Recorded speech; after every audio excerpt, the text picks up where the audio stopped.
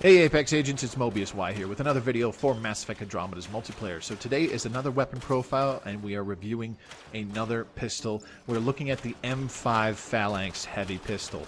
The Phalanx was first introduced in Mass Effect 2 as a weapon pack DLC downloadable gun. It was an alternative to the Carnifex pistol at the time in that it was a slow-firing, highly accurate, very hard-hitting pistol, and it was actually quite popular in Mass Effect 2. I myself enjoyed it quite a lot. In Mass Effect 3, I got a bit of a changeover where it was given a larger magazine in return for not hitting as hard per shot, but it also had a pseudo-automatic function where it didn't really shoot very fast, but you could hold the trigger down and the gun would continue to fire at all times, despite the fact that it is a semi-auto weapon. It was a popular sidearm in both single and multiplayer playthroughs in Mass Effect 3 because of this, as it was an acceptable backup weapon. Sadly, in Andromeda, the Phalanx is largely a shadow of its former self, as there's a couple hindrances that severely cripple the potential of this gun, in my opinion, and we'll discuss those a little bit later. First, we're going to go over the positives of the gun. Now, the Phalanx pistol has a pretty respectable magazine size that can be increased with the likes of magazine mods or skill tree upgrades that passively increase the size of your gun's magazines.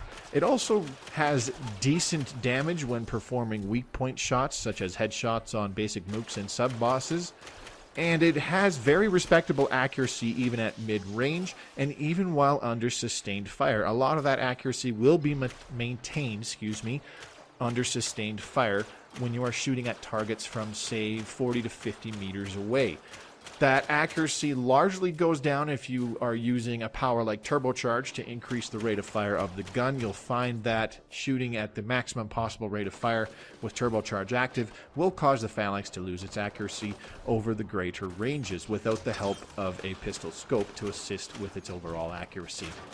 Now, the damage per shot on the Phalanx is nothing spectacular. It is fairly decent. The time to kill is drastically increased when you go for headshots on weaker enemies, the likes of Outlaw Raiders or Ket Chosen. You'll find that they get dropped much more quickly with those headshots, so it's vital you try to be as accurate as possible if you find yourself using the Phalanx, and you need to drop some mooks. The last positive that I'm going to mention about the Phalanx pistol is that at higher grades, it is actually extremely lightweight, so it would be a good choice as a sidearm if it wasn't for its drawbacks. Those drawbacks on the Phalanx absolutely cripple the potential of this gun, as I said, making it very incapable of being a main gun to use. It is simply outclassed by a lot of other weapons in other classes as well as other pistols, due to their DPS potential, meaning that the Phalanx simply can't inflict as much damage as quickly as some of these other guns. Now, while the Phalanx's actual damage dealt at rank 10, plus its maximum possible rate of fire, gives it more damage per second while shooting than the Charger machine pistol, which is a common grade weapon, and almost the same damage per second as the Carnifex pistol, which is another uncommon single-shot heavy pistol. The Phalanx has a major issue with maintaining its rate of fire. If you are pulling the trigger simply a hair too quickly, the gun has a bad habit of lugging the shot and not firing. In doing so, this absolutely cripples the DPS potential of the gun and your character in general. You could say that, in theory, you can shoot slower than the maximum rate of fire of the Phalanx pistol so that you don't have these shots lugging and you don't have the gun hiccuping on you, failing to fire a shot, but this simply reduces your potential DPS because you are manually reducing the rate of fire of the gun itself. So either way you look at it, it's a gun whose rate of fire is very difficult to maintain at its maximum rate of fire, so its maximum potential DPS is extremely hard to keep up in sustained fire. This hinders the potential DPS output both in the short and the long term that you could inflict with the gun, making its actual DPS that you inflict when you are shooting less than what you would get from, say, the Carnifex, and even less than what you would get from, say, the Charger. Not to mention the other most comparable gun to the Phalanx pistol, which is a semi-automatic gun that can fire as fast as you can pull the trigger, which is the Sidewinder pistol. Even though it's a rare gun, at low grades, namely grades 1 and 2, the DPS potential of the Sidewinder is nearly double that of a grade 10 Phalanx, and the Sidewinder will actually shoot nearly as fast as a simple human being can pull the trigger.